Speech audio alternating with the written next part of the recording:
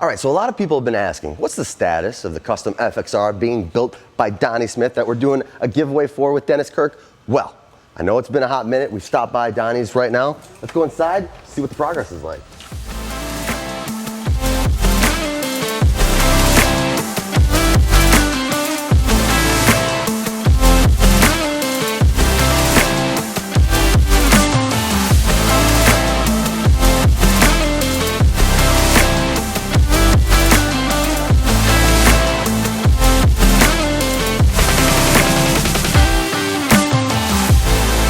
Man, that bike is looking absolutely fantastic. The blue on the frame, never would have thought to go with that. It looks beautiful. And from what I hear, the tins and the tank are all gonna get this silver blue mix on it.